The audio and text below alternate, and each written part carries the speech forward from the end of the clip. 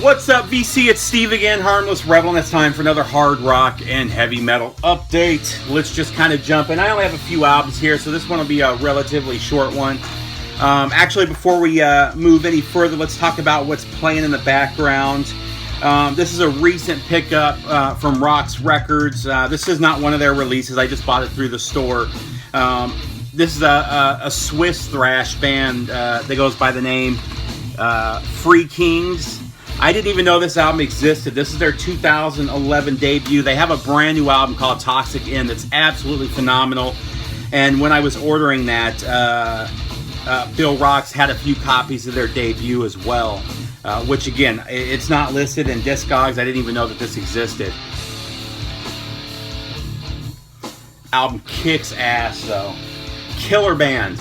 All three of their albums are phenomenal. I'm still looking for their second album. It's hard to find.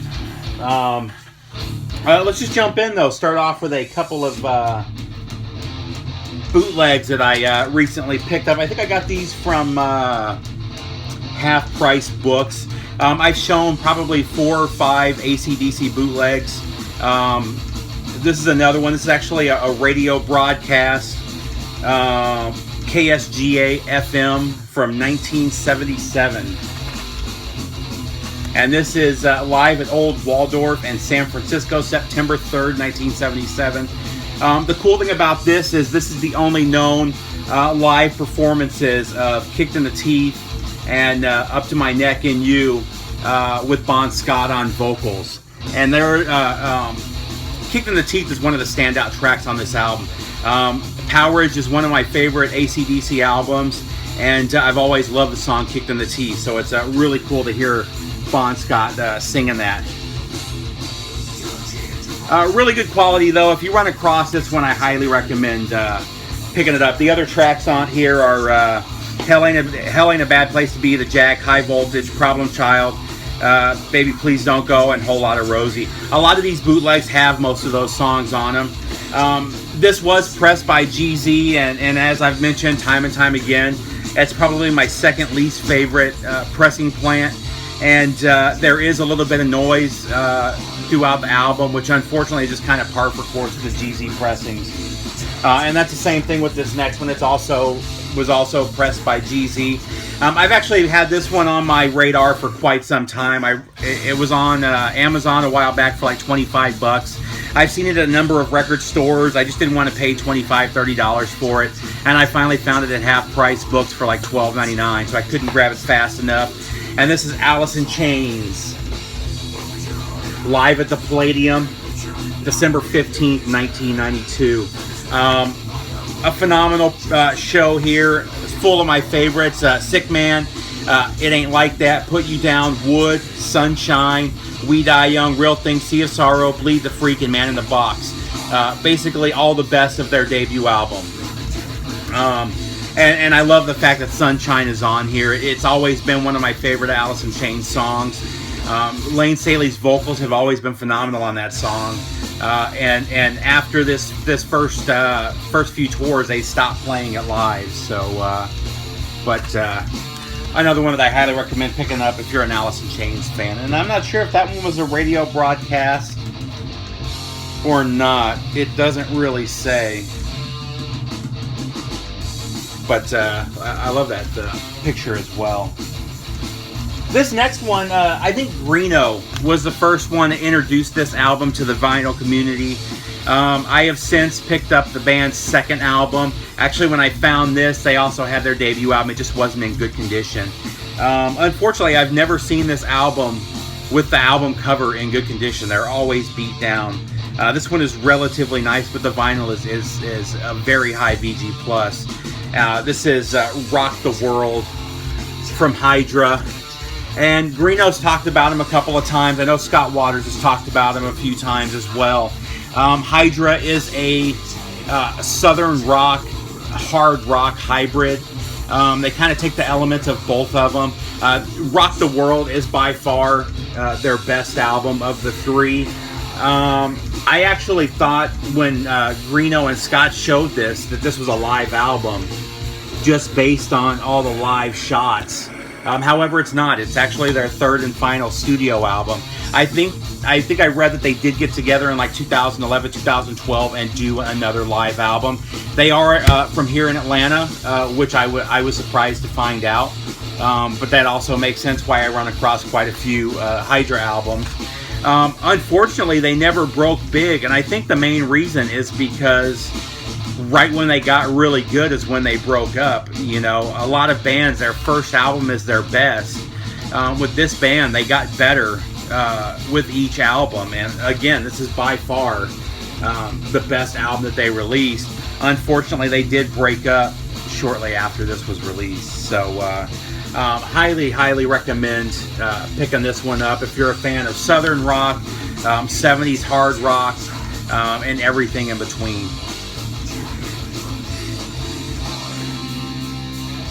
Next up, just an album that is destined to be a classic. I absolutely love this album from beginning to end. Actually, I absolutely love everything that this band has released. They have definitely made the way to the top of the ranks in the new wave of traditional metal scene. And this is Darkness Remains from Night Demon. Still along that same course. This is a little different sound, a little bit more mature than their previous album and EP. This is the silver pressing that was, I believe this is a US only pressing of 500, and then there's a green pressing, which was the European pressing. But this is just an amazing album from beginning to end. If you like any of the new wave of traditional metal bands, you're gonna love this. I mean, there's so many different influences on this band. It's really hard to... You definitely hear some Thin Lizzy. You definitely hear some Iron Maiden. They definitely have that new wave of British heavy metal feel.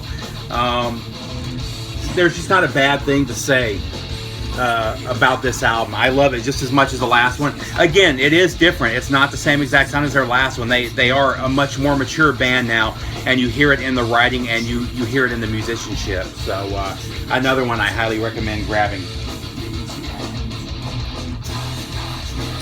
Next, one of the newer releases from what's becoming one of my favorite labels. This is Skeletons in the Closet from Venom, which has been released on vinyl for the first time by Wax Maniacs. I've bought, I believe, all but 2 of the albums that they've released so far, and I'm actually on the lookout for those 2 albums now. I just didn't have the money when they released them, and they sold out fast. This is another one. This one sold out super fast. I think within 3 days it was gone. I'm really surprised by how much I like this band. It's funny. I've never been a huge Venom fan. I've never really had anything bad to say about them. It's just one of those things where I just didn't get into them early on. I was familiar with the song Black Metal, which is one that I definitely, a song that I still definitely like, and it's definitely a favorite of mine. But this one's also got Dead on Arrival, which I had never heard before, and I can't find where that song is from. But you've got, let's see, Welcome to Hell, killer song. Dead on Arrival, again, awesome song. Snot Shit, which is stupid, and then it rolls into a remix of Black Metal. You've got Hounds of Hell, At War with Satan, that's just an intro, and then side B is the full, almost half hour At War with Satan. Then you've got Bitch Witch, Possessed, Sadist, and then you get into their demos. The Angel Dust demo, the Angel Dust demo is absolutely phenomenal. They did a great job with this. I love the artwork. They found some killer early pictures of the band, and I believe they call the color of vinyl that this is on, come on, they call it Black Cauldron Purple, but that's what the vinyl looks like. Very, very cool. If you run across this one, I highly recommend picking it up. However, I don't think you're going to run across a copy of it. And it also had an insert, which, oh, there we go. I haven't read this. So here's a story of each one of the tracks that's on here and where they came from. So I need to look through that. I didn't even see that insert. So, and then it also, if you ordered it directly from Wax Maniacs, you got this little Venom coaster, which, you know, I could live with or without either way. But again, I highly recommend picking that up, and that really has me wanting to go pick up the first, definitely the first two, but possibly the first three Venom albums. Like I said, I never had a reason not to buy them. I just have never bought them. So I'll definitely be on the lookout for those. Sorry about that. My phone rang in there. As I was saying, though, this next album is one that I've really been waiting for. I was really excited to get it as soon as I heard that it was being released on vinyl, repressed on vinyl, finally. Original copies of this are super hard to find, and when you do, they're pretty expensive. But this is the debut album from new wave of British heavy metal masters, Cloven Hoof. This is an album that I was familiar with. However, I've never owned a copy in any format. They don't pop up very often in any format. And so again, I was really excited to hear that it was being repressed. Now, Back on Black repressed it about a month before this, but it's not the same thing, and I'll get into that. What Cloven Hoof did is they got a hold of the original masters, and they've re-released the original album. So this is the exact format the original album was in. They use the original masters. The artwork is beautifully redone here. They took a lot of care in doing this. The difference between this and the Back on Black is back in 2002, I think. Their album was remastered for CD, and a bunch of bonus tracks were added. And I think 3 or 4 bonus tracks were added. That's what the Back on Black is. They took that. I can't say for 100% that they used the digital source, but when the tracks are exactly the same, I'm 99% sure they took that digital master, and that's what they used to press their album. So, and this definitely sounds like it came from. This sounds like a new wave of British heavy metal album. It's very raw. It's got the raw mastering that it's supposed to have. So, here's the vinyl. And I don't remember what they called this one. And I love the way that they always, if you look at all of their album center labels, Wax Maniacs always does their best to recreate the original center label. So if you look at that, that's kind of a play on the Neat Records label with the thumbs up, and this has like a demon thumbs up, and then the Wax Maniac is in the same exact font that Neat would have been in. So that's something that I've always dug about the Wax Maniacs releases. Next up, you've got this killer poster.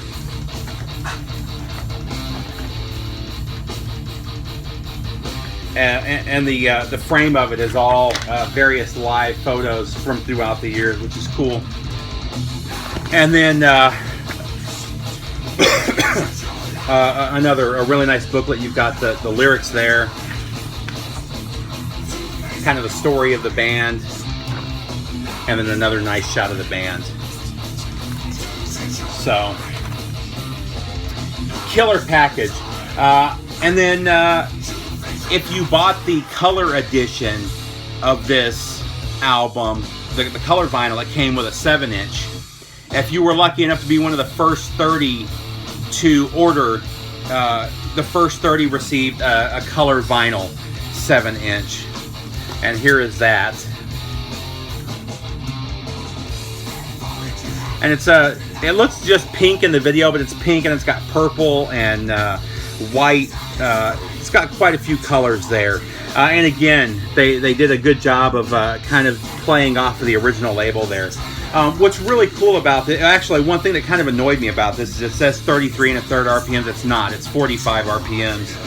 That's the third or fourth album that I've gotten in the last year that's mislabeled. Has the wrong speed labeled, which makes no sense to me. It's listed as mono. I can't say whether it was mono or not. But what's very interesting, these are both demo songs from 83, I believe, prior to their debut coming out.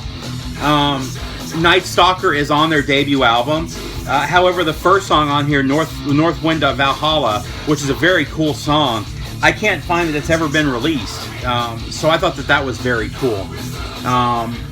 But really killer package, and once again, another one that I highly recommend. And I highly recommend picking up everything that Wax Maniacs releases. I just bought their 2 newest albums. They just came in yesterday, so I'll be playing those in the next few days. And my next metal update, I'm sure you'll be hearing about those as well. So again, in the background, we got Free Kings playing. Highly recommend picking them up. That's it. Another note, I started up my review channel again.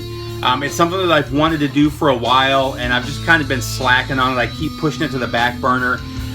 For those of you that weren't around a few years ago, I started a review channel. It only lasted a few months. It's something that I really want to do. I get requests for reviews all the time. I've had a number of labels offer to send me stuff, and I've been turning it down just because the last couple things that I've been sent I didn't get to, and it was more that I could have got to it. I just kind of put it to the side and was concentrating on the vinyl, which I still want to concentrate on. So I'm going to go back to, as opposed to doing a random review here and there, I'm going to go back to doing a weekly review on my review channel. So unfortunately, I lost most of my subs on that channel, so please sub to that. The first review that I put up is a new Municipal Waste. It'll be out in about a week here, so definitely check that one out. The link's down below. Other than that, take care, VC, and I'll talk to you soon.